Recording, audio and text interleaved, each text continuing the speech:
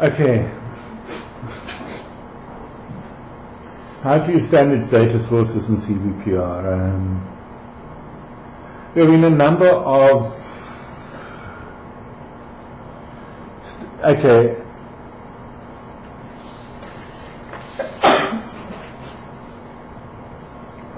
Sorry, wrong lecture I gave out. I'm wondering why it was looking strange. Okay.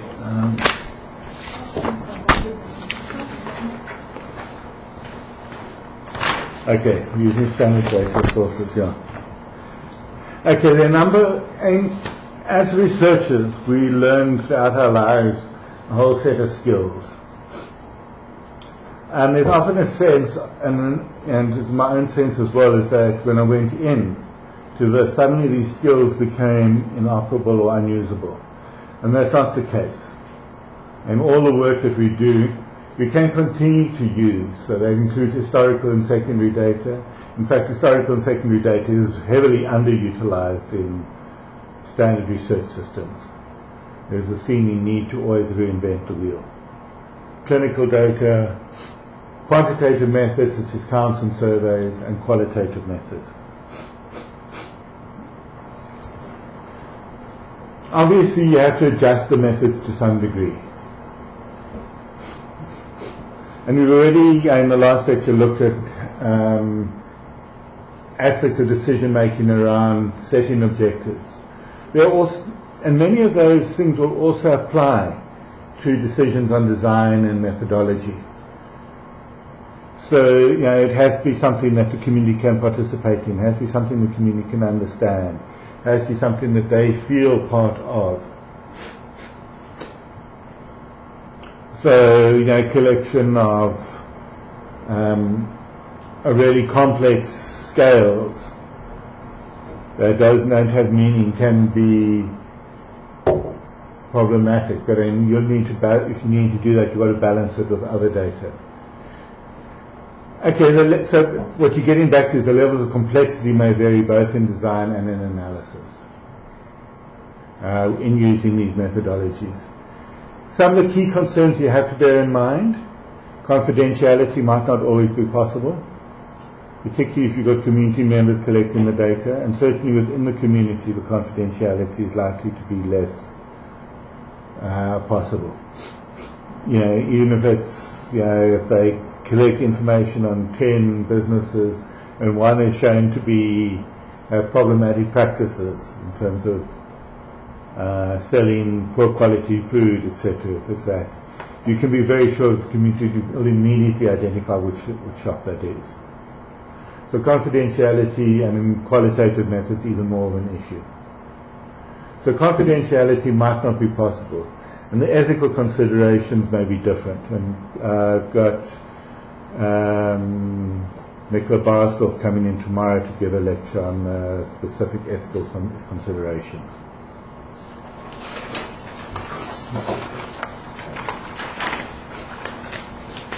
So, what aspects of methods you have to, so research has to be adjusted. So the questions are what aspects of methods you have to adjust and how.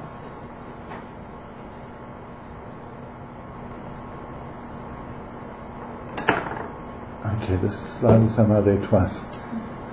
Historical and secondary data.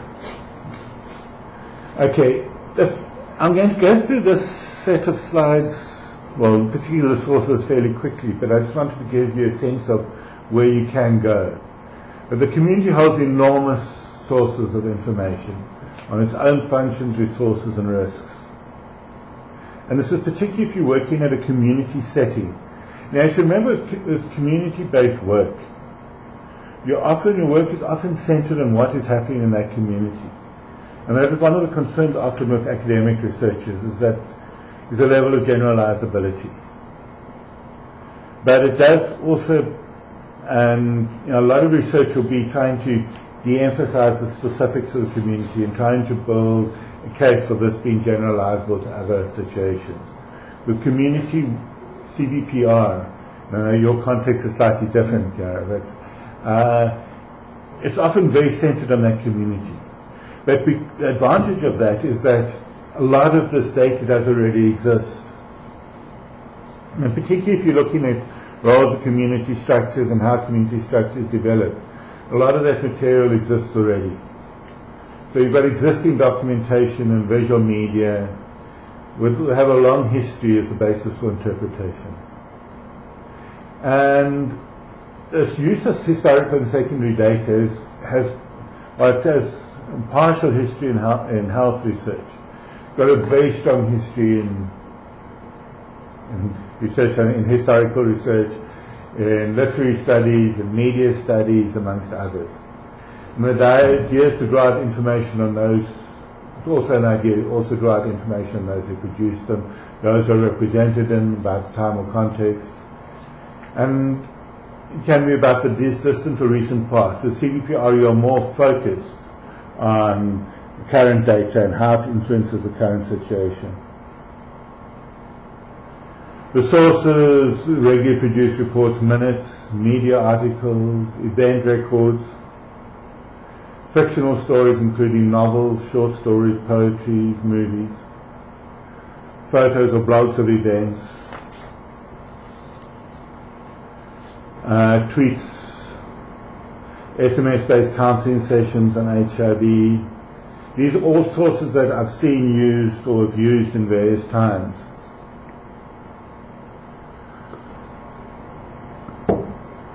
And much of it was, this is available and free on the internet.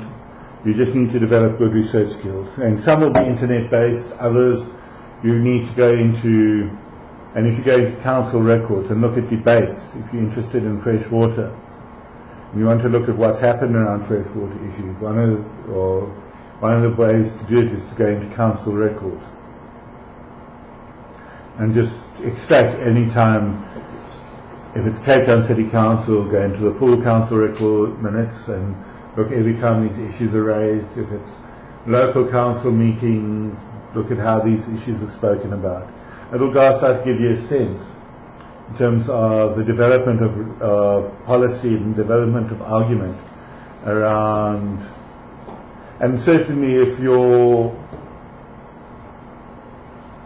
wanting to develop a policy document or an advocacy document around diarrhea, in case of diarrhea, you could almost do it solely on an exploration of council records and how demands and requests have been denied or how development has occurred over time, combined with seasonal records of diarrheal disease in the clinic. It already provides a strong base of evidence for an advocacy document. Now you might then want to back it up with other research, and we'll talk about those issues later.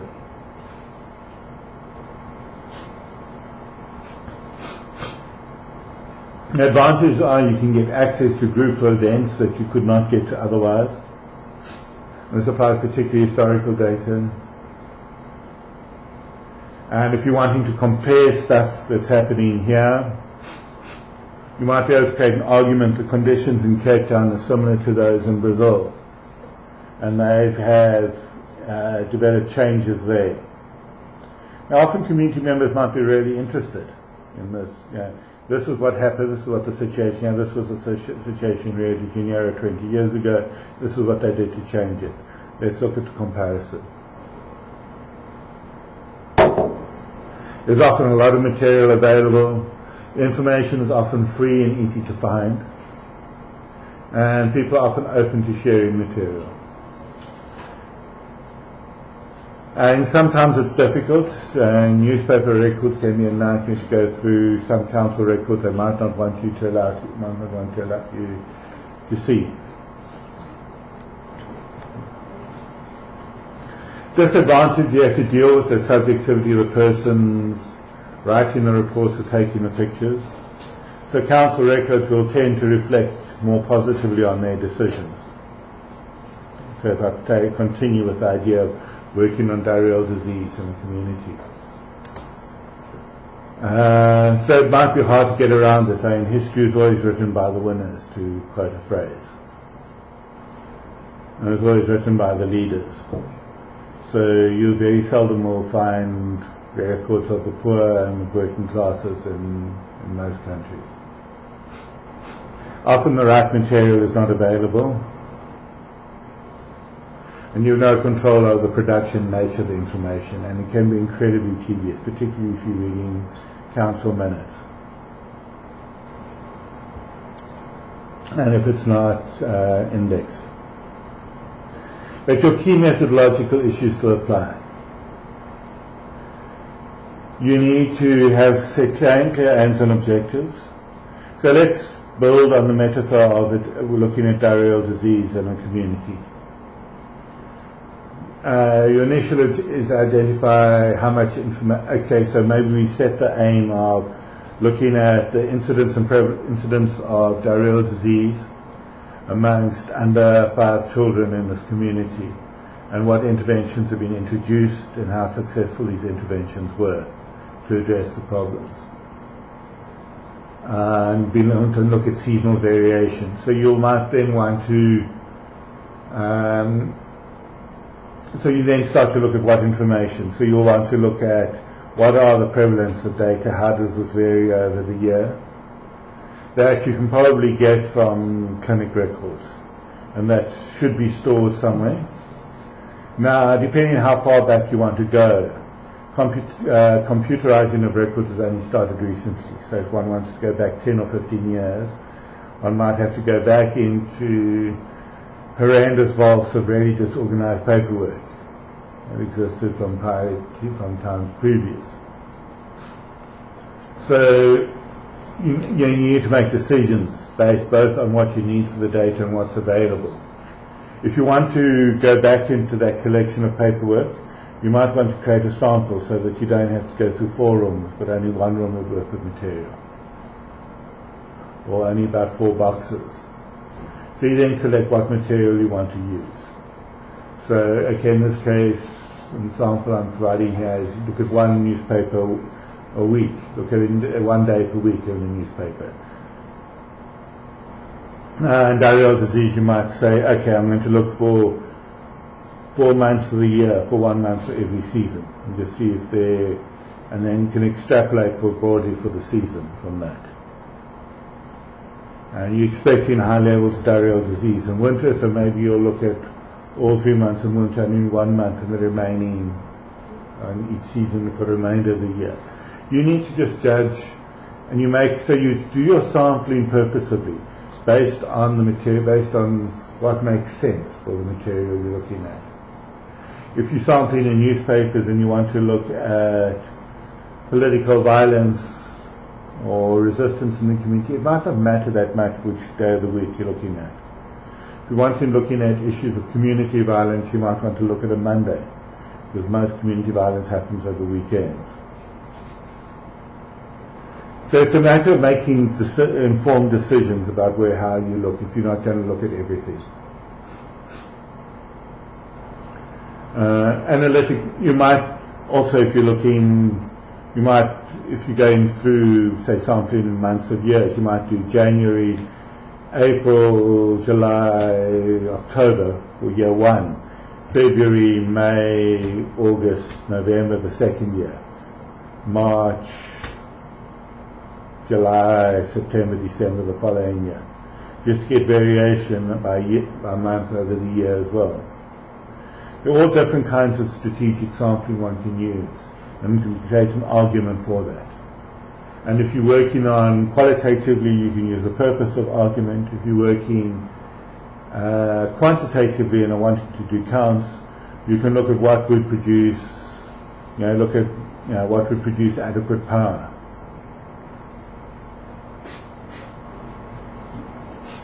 And I don't know the techniques personally, but I know now we're currently looking at evaluating clinics, and we're selecting which clinics to work on, to go to, based on a statistical sampling approach. So it would be a similar statistical sampling approach when you're sampling by time.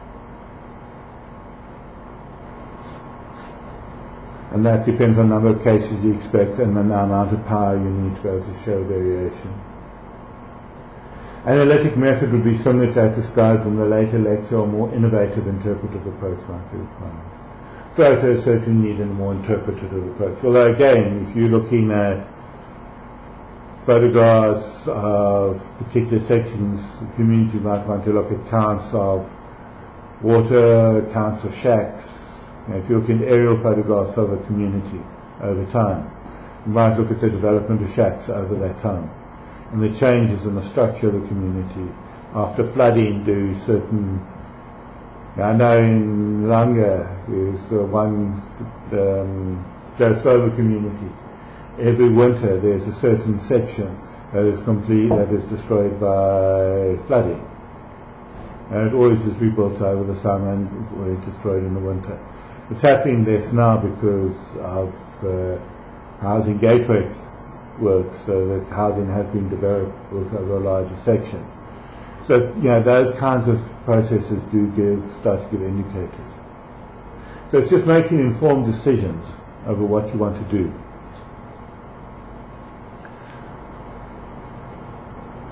Okay, I'm going to just go fairly quickly through this. This is just different kinds of documentation that's available, and it's really just to try and spark ideas and questions.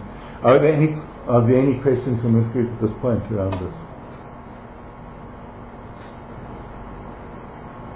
And just Karen, and for your work this might be particularly interesting, is to go back to patient records and look at their responses to surveys in terms of what genetic material was taken, how this might cause variation in response.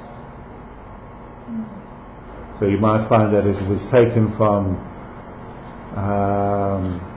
a bit of skin that was cut off, it doesn't feel so bad, but if it's taken from a central organ or something like that, I'm totally out of my field medically, then it might be something that's more concern. Problem is we don't have much of that. Okay. You don't have much data on that? Very little. It's just really starting here. Yeah. No, and just it's... There is some, but minimal.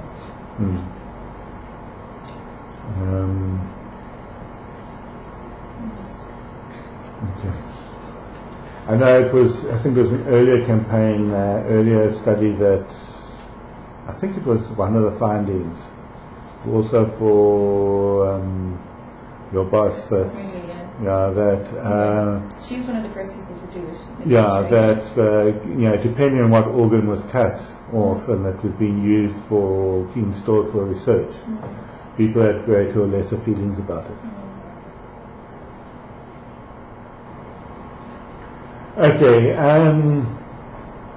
Okay, all formal organizations have official documentation and reports. At the crude level, it's annual reports, and these are often publicly available, and they're used by the organizations to advertise themselves. So for the bigger NGOs, all of this material and horrendous amounts of it are available on their websites. Now, if you go to some, you could spend 2 weeks just reading, if not longer, and some of the big international NGOs, your life might not be long enough to read. Save the Children, for example. I don't think one lifetime would not be long enough to read all the material that they produce. But you can obviously be focused on one community. For larger groups, organizations be downloaded from the internet. Annual reports will give progress over time. And now I was on the board of one community organization for a period of time, and you could just see from even just the way the AGMs were run, showed variation over time. From the rapid growth to the period when funding became shorter and went into decline again. And these project reports give insights into particular activities. Project reports. So you'll also find in addition to, so the initial material is the project identity, the reason for functioning, and then the annual reports. You might also then look at specific project reports. These might be less publicly available, can often be requested. Sorry, just going back actually to the research that has been done, is one way of helping me to identify my community would be then seeing how they identify their community and they're assessing participants' views on this research. There's quite a few there has been about between 5 to 10 studies in the last couple of years across the continent perspective of participants on genomic biobanking research. And they look at different elements like stigma, ownership, trust, etc. But one of the ways in which could maybe help me identify my community is seeing how they define the community in their particular setting. Yeah. If that data is there. Yeah. And if it's a community that's, you're going to have to just look at what that data is. Yeah, it obviously has to be an urban setting for my purposes. Well, not if you're doing it web-based, virtually based. You can have anybody. Yeah. More problems and solutions. Okay. And organizational documentation. Just be aware, organizations always put out their most profitable, friendly, successful face. They'll tend to talk less about their failures. Internal documents is when you get closer to the core of the organization, and there you might have to get additional permissions to sit and go through their minutes. It'll give insights into day-to-day functioning. Internal reports give background on project work, and this is only often something that you'll get more from the organizations you're directly working with. So let's say we're doing something on diarrheal disease. You might go to some of the creches and just look at how the creche functioning was impacted, how parents' meetings spoke about these issues, if there was a diarrheal outbreak in the clinic, how it was dealt with, if there are any reports on that. Disciplinary reports might give insight into problems within the organization. And I know just from organizations I've worked with, sometimes disciplinary reports are, it's genuine conflicts or genuine problems within the organization. Other times it's just ways of dealing with people who the leadership disagreed with. This documentation may be more difficult to get to and often takes longer to work through, but it can give a lot of additional insights. And as I said, minutes can be enormously tedious to read, particularly if they're detailed. And there are lots of meetings. Accessing databases, many large databases exist in the community, and I was pleasantly surprised recently when we went in to collect some data from the health department on HIV status. Some of the data was very poor, but I could collect some very good data on a number of new patients testing and testing positive for HIV, patients. They didn't have adherence data online, but they had patients who dropped out of treatment online. And so those kinds of issues can be obtained from the Department of Health. You can get information to social development, the number of grants provided, so that will give indications on children, on poverty, police on arrests and negative events in the community. Organizations and businesses have databases that provide information on services provided. Just on that thing, there's information on all the fires that happen in Cape Town. So you can sift through that to see often fires have happened in a particular community.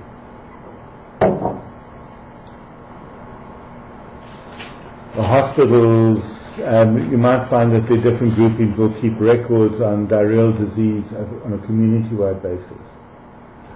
And you might, if you dig a little bit further, you might get more information. I know there was a senior staff member here who did work on water safety. And she did focus on particular areas, but if you're working in the community along a particular river that she focused on, that might provide an additional unexpected source of data, because she'd be able to give you records of water safety pretty much monthly for 20 years, or 15 years. So it's often just, it takes a certain amount of digging, but there are large databases that do exist. As organizations have businesses, have databases, purchases of items and services, what sales and what problems they experience.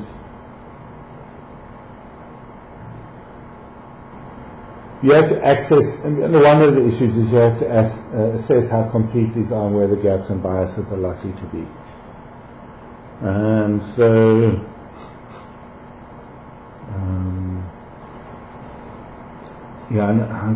and there often are gaps and biases that do exist. For example, when we were doing work on TB, and we were showed very poor data, something like 30 to 40% of patients diagnosed with TB were not presenting for treatment. And once we started accessing the data, discovered that people would test positive in one area, one clinic, but would go and present at another clinic for the treatment. So the actual loss to follow-up was much, much smaller. It was starting to get into single figures. So, the bias is not always positive. It can be negative, the bias. So suggestion can be a lot better than expected. And just because the clinics weren't connected electronically, it was difficult to know that. Secondary literature can cover a broad range of issues, newspapers and magazine articles. Even going down to the Sun newspaper, which is really the pits of journalism. If you want good information on tip crime, that probably is not a bad place to go. Yes, it will be sensationalized and all of that, but you could probably get some really good stories from there. You'd have to just filter out the chaff from the wheat, to quote a phrase. Academic papers can be useful, surprisingly. Fiction. It was actually a paper just in the process of typing up for submission. Things I realized that sometimes your best data can actually be fiction. I was just looking at how drug users collect money to pay for their fix. The newspaper articles, academic papers will focus on sexual exchange for drugs and crime, but they don't really pick up on what our community calls scurrying, which is basically begging, doing odd bits of work, etc., to get money. But I went back to and sort of remembered the Train Spotting. I don't know if you remember the movie. Sort of probably gave on your background yet. It gave a beautiful example of how a particular group of heroin users in Edinburgh collected money. Glasgow collected money. And it would be similar fictional constructs in South Africa. I've just finished reading Power of One and Tandy. It gives a wonderful fictional account of the real life under apartheid. And so it's those kinds of fictions, obviously it's more difficult to represent them, but they often do present a reality. How one references them is another matter. Reports and biographies is another issue. Reports from state bodies.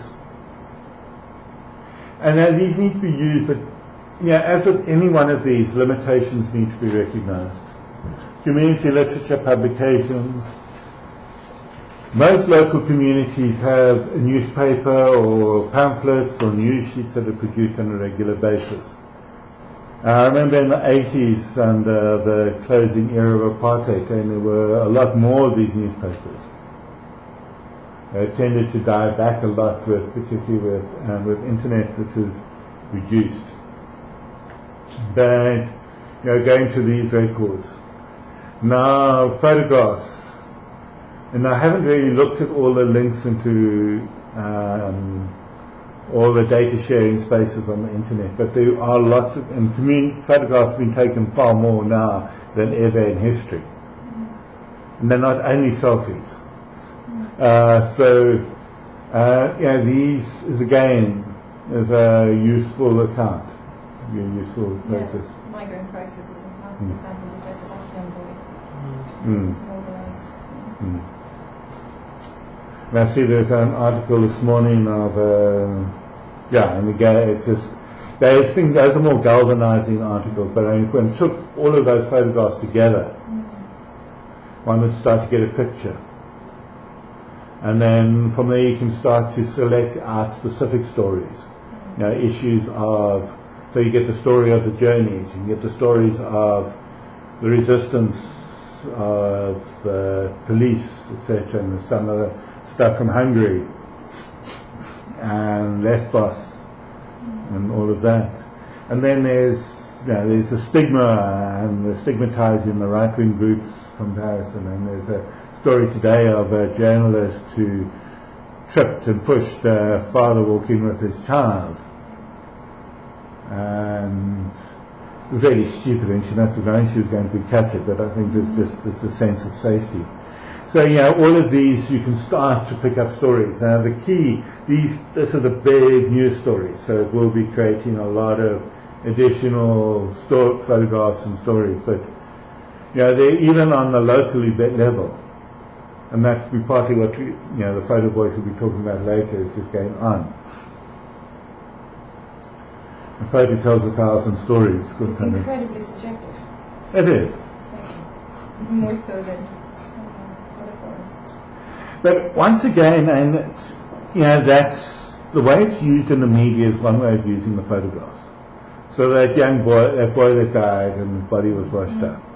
What you have to do with research is systemize and take into account those biases. So you be aware of your subjectivity, and you make sure that the information you give is accurate. And you do that by systematizing. So you don't just go and look for the most heart-rending stories. So if you're looking at doing research on diarrhea, and part of it might be looking at puddles of water, you'll collect all the puddles, information on puddles. You'll also collect on interventions where things have made a difference in the community. So you'll try to collect that balance of a story. You're trying to tell a systematic, accurate story. Songs about the community, okay, that gets even more into the subjectivity. Speeches delivered. These all, and everything has to be analysed in terms of the subjective position from which it is taken. That is why, right in the beginning, I spoke about subjectivity and objectivity and accuracy. And I prefer a position where you acknowledge subjectivity and work within subjectivity to achieve accuracy rather than trying to assume objectivity. I know it's a kind of subtle difference, but it makes a lot of sense to me. I hope eventually it will make sense to everybody that's listening to this. Okay, documents drawn from personal accounts, personal diaries, and the diary of Anne Frank, I think, is a particularly powerful story that's influenced a lot of constructions of a particular historical period. And I'm sure if we went into diaries of apartheid era or diaries that are kept in even the current era, it might provide some very interesting accounts. Shopping lists, probably harder to lay your hands on, but in terms of nutrition, that might provide some interesting constructs. Sales inventories from shops or shebeens, what is sold, how it is sold, who buys, event reports.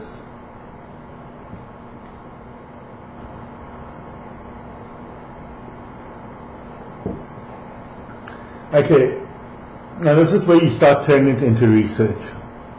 It's how you organize and analyze the material. So you have to make decisions on the quantity of it, measures of quality of information, accuracy, depth of information, use of questions. So you need, okay, so I suppose the first question is how much information have you got access to? If there's very little, it's in some respects it's easy to take all of it. If there's huge quantities of information, say you're looking at information on tick use and you're accessing newspapers, you'll probably find that there's far more than you can cope with. So you then need to develop a sampling system. If you're looking at clinic records on diarrhea disease, and even if you're just looking in one community over a period of 10 to 15 years, the quantity would be huge, so you'd have to start sampling again. Particularly if you're looking for details on the case. If you're just looking for incidence levels, then it's another matter. You've got to look at the quality of the information. How accurate is it? What is the depth of information? What use of it is to the question that you want to ask? And, what is the level of subjectivity? Can you make accurate sense of it? And how do you, and more often crucially in this case, is how much do you personally trust compared to other people? So if you, let's take the crude political divide in the Western Cape between ANC and DA. Democratic Party, yes. Democratic Party existed before the DA, Democratic Alliance. I'm all showing my age. I support neither, quite frankly, at the moment. So, you might want to, you need to look at both in terms of how they criticize each other and how issues are perceived. And I know working in Delft, one half is under the ANC and the other half is under the DA. It's a very interesting community for that, from that perspective. So, and these issues are particularly important here because there's such a political conflict between the two groupings. It would be similar in Natal between in KZN, between Carter and the ANC.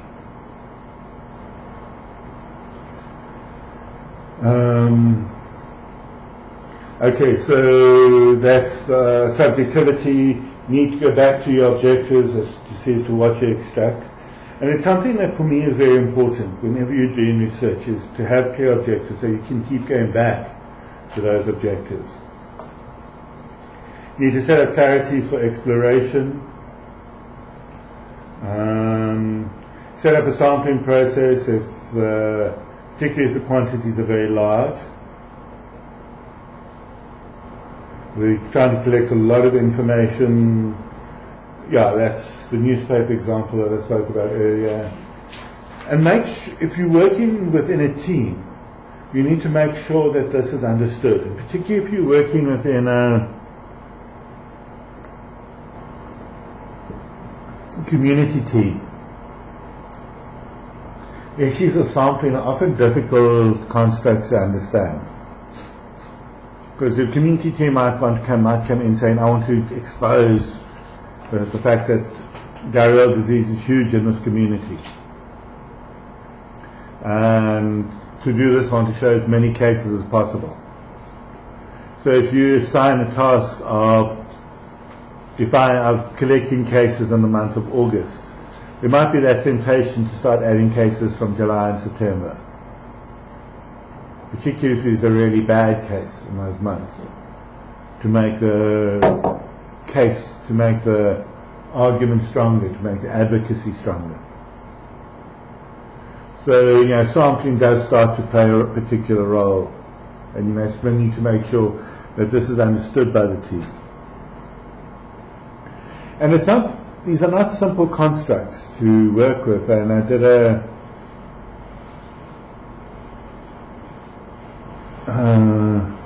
me talk about it.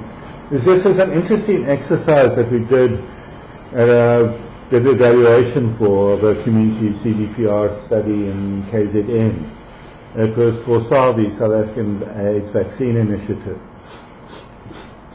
Now SAVI was assigned at that time with maintaining sites, so that if a vaccine is introduced, it can move. There's no delay in terms of establishing the sites and education, communication to the sites and defining approval, etc. So they defined several communities or several areas of South Africa that would be sites that as soon as the research was ready to run, they could just go. And then all the background information was collected. But it did leave SAVI with a unique problem of what do you do for years when no research, no vaccines are available? So they decided to go in and do some really detailed work in terms of access negotiation and preparing communities. And what was really interesting is they did this really intensive process with, they went in, connected with all community organizations, pulled representatives from these communities into a weekend workshop. It was initially one weekend workshop where they went through HIV/AIDS, TB, research, vaccines in detail. Community members then went back, and 3 months later they were pulled back for another weekend workshop, fully catered, where all the processes were gone through again. It was very interesting in that what we found was that there was very little change in knowledge on most issues. There was some increase in knowledge around vaccines and the role of vaccines. There was some increase in knowledge in TB and HIV, but because of their high knowledge initially, there wasn't much of a development. And there was some change in the legal notions of research, ethics, power to refuse, etc., research systems. But again, that information was so technical that it was very difficult this was a very rural, in some sections very tribal community in KZN. That again, the development in knowledge is actually quite low. And this is even amongst the people who've been through the 2 workshops. And what was slightly disturbing is that even with this really intensive process with well-trained facilitators, that it also came out with this notion of, well, once the vaccines are here, all the AIDS problems will disappear. So even the notion of it as being a testing phase was not really taken hold of. And so for me this raises concerns about how systems and how really complex, difficult it is to understand systems like sampling, risk, experimental versus control, what consent actually means. And it raises for me a whole lot of issues about, to what extent is consent real when you go into communities to do research.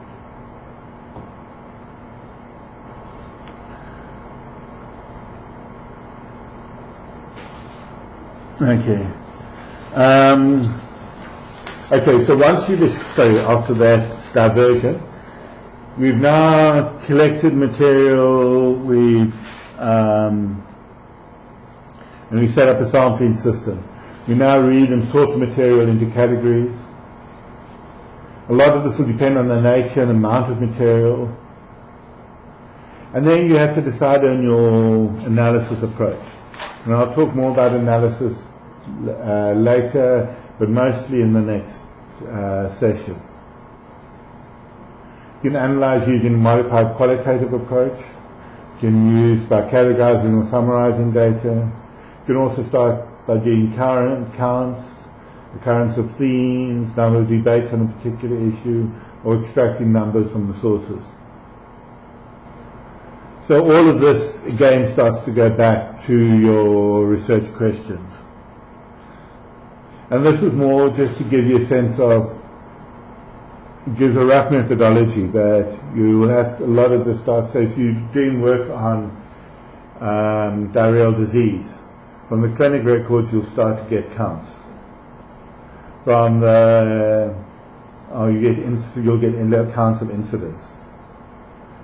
From your clinic monthly meetings, you might get ideas around campaigns, current campaigns and the felt success of that. From council records you might get conversations around interventions, how to clean up puddles, etc., that you can analyze either quantitatively or qualitatively. From emergency services, you might get records of flooding in the community and the experience and nature of that flooding.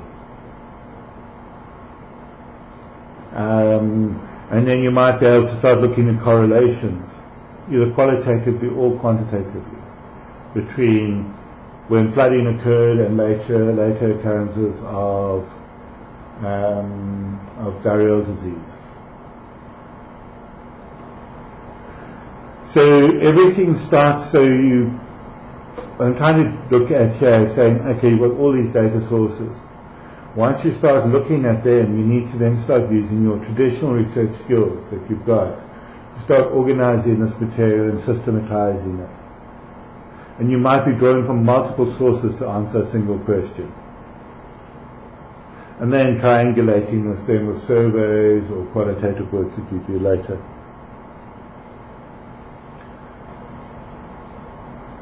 Okay, how are people doing? Okay.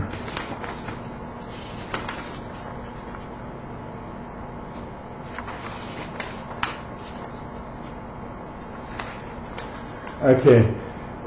Quantitative methods in CBPR. The range of quantitative options exist. These give formal or informal measures and give considerable insight into a community. They require different levels of effort. And what is particularly within CBPR, and often you might have to give up on some of the complexity of the material, but you often get an additional level of insight. And access. Because even with formal sampling systems and going through and doing house by house, you might miss certain issues. Now, I know it's a particular complex issue within household surveys of how do you deal with backyard shacks.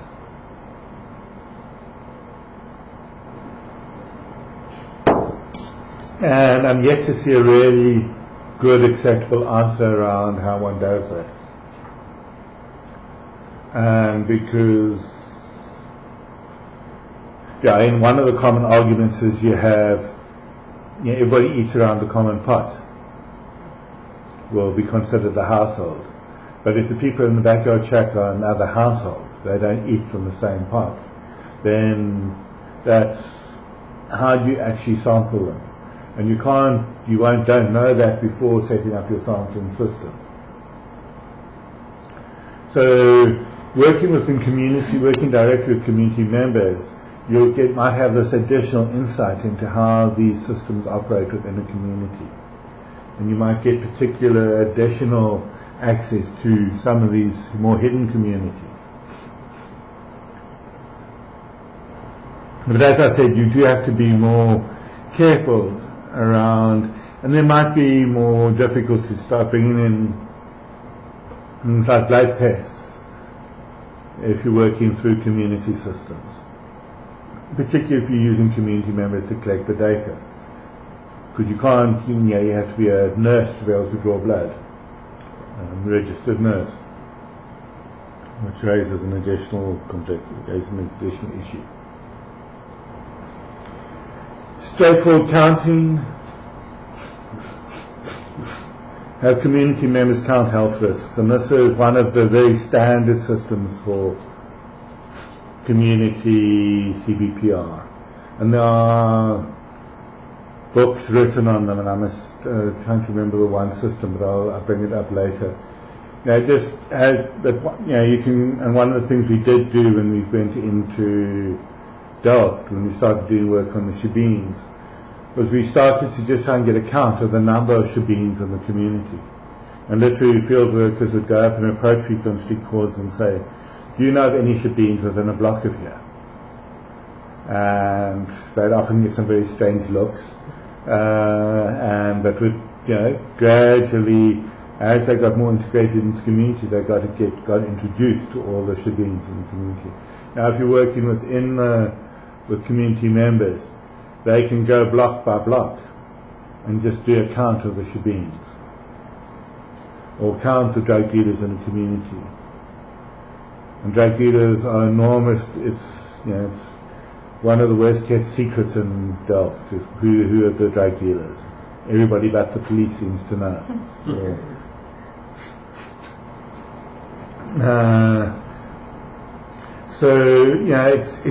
getting them to go and do those counts. And then number, and you might take after in the middle of winter, you might do particular counts of puddles, the size and the depth of the puddles, because this is where stagnant water is found, presents risk.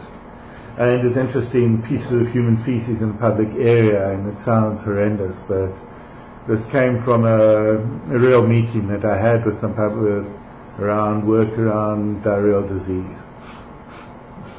And there's quite a community with inadequate toilets. So one of the things that they did was they went to a path on the edge of the community, and they literally counted the number of pieces of human feces over a period of 20 meters. And that gave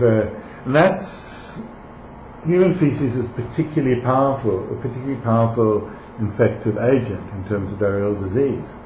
And that gave a real indicator of the health risk in this community and why toilets are urgently needed, and becomes part of advocacy for the provision of adequate systems of toilets in these communities. Counting varies by time. In the Western Cape, we look at the number of fires in communities in summer and the number of puddles and floodings in winter. And this is the counting that's occurring in real time, day by day. It might be pre-existing documents as well. And one can go and work with, you might go to Mosaic and ask them for the number of women who present to them from each community in terms of domestic or sexual violence.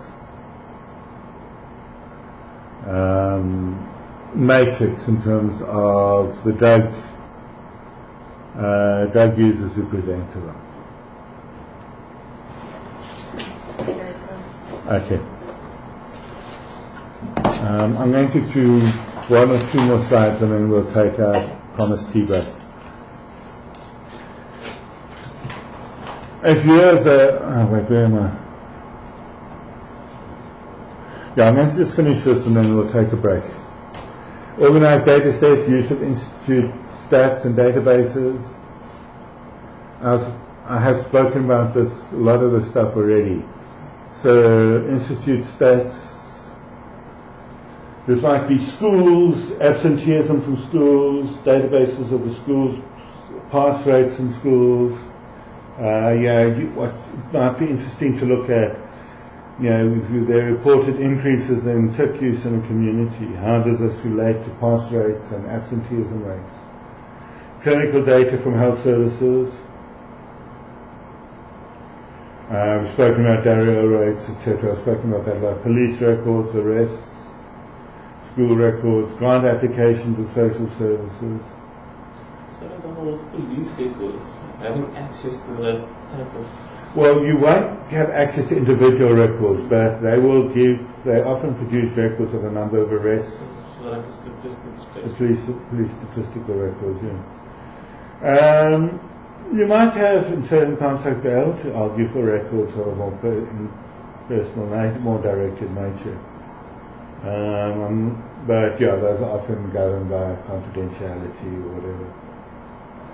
But as with in a lot of cases, if you can pay for somebody to go in and remove all personal identifying data from a record, then you might be able to access records directly the records of, say, people arrested for drug dealing.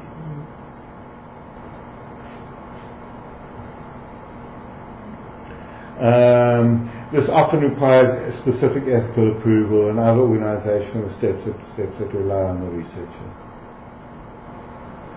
Okay, I'm going to take a break.